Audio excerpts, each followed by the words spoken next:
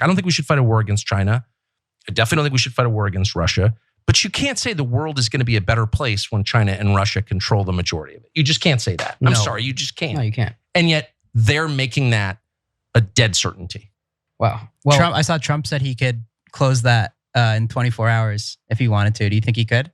I have no idea. I mean, he couldn't build a border wall in 4 years. So, there is a gap between promises and delivery with all politicians, very much including him. I will say in Trump's defense, and maybe because he's a little bit autistic, he saw the stakes of this like at the very beginning. He's like, you don't want, and this is what I do love about Trump, particularly in foreign policy. He sees the big stuff. He's like, wait, you've got Russia and China. They don't trust each other. We can't let them get together. They'll kick our ass. And we're not going to fight a war against them, one hopes, but we'll definitely be taking orders from them.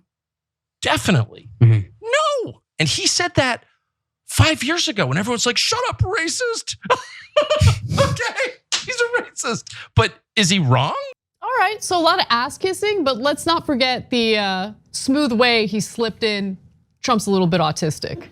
Yeah, I mean, look, he's telling you that Trump's a dum-dum without saying it. By the way, being autistic doesn't automatically mean that you're dumb. It doesn't mean anything. 100%. Yeah, you want to be clear about that. But to the right-wing audience, he's saying a little autistic. Then he's saying, well, can see the big picture, meaning, but he can't figure out any of the details because he ain't that bright, right? So that's a lot of kidney blows to Donald Trump while kind of agreeing with him.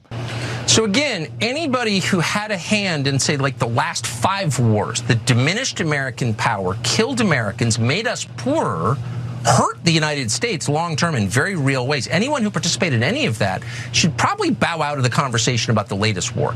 For the same reason that you wouldn't say take financial advice from someone who had gone bankrupt or go to marriage counseling with someone who's been divorced 3 times because they've demonstrably failed in their area of so-called expertise. And that would include virtually everyone you hear talking about this stuff. So look, he listed those potential characteristics as random things. But when you put them all together, it kind of sounds like he's only talking about one person. Of course, Donald Trump has been divorced only twice, although Tucker stumbled over saying, he was originally going to say has been married 3 times, and he changed it to 3 divorces. Has been bankrupted many times. And of course, Donald Trump has been an enthusiastic advocate for wars like in Iraq and Afghanistan, as well as leading us through years of war as president, which I think Tucker Carlson probably remembers. And I wonder to both of you on the panel, was it just a coincidence? Could it possibly be a coincidence that he said all of those highly specific things and have him not be talking about Donald Trump? Yeah, so a lot of people in the media are saying that, oh, what a funny mistake by Tucker Carlson, ha on the slip up. I don't think it's a slip up at all. People are gonna be offended that I asked this, but I can't control myself. So like, what about the president on whose behalf they were gathered that day? Like, has anybody sent them money? I mean, has anybody really raised the people around him? Brad Parscale, all these people are getting rich, right? Right. Complaining that the last election was rigged, which it clearly was, right. Obviously. Yes. And they're making all this money and all these people are sending all this money down to Florida. But is any of that money going to defend these people who went to this rally on behalf of that candidate? Aside really from a few comments about political prisoners, and he has said a few things about Ashley Babbitt, to my knowledge, and I'm pretty involved in what's happening with the defendants, especially the detainees, no, there has not been anything, any financial aid coming from anyone of a prominent position to help these people. I just find that appalling. I really do. I really find that appalling. I do too.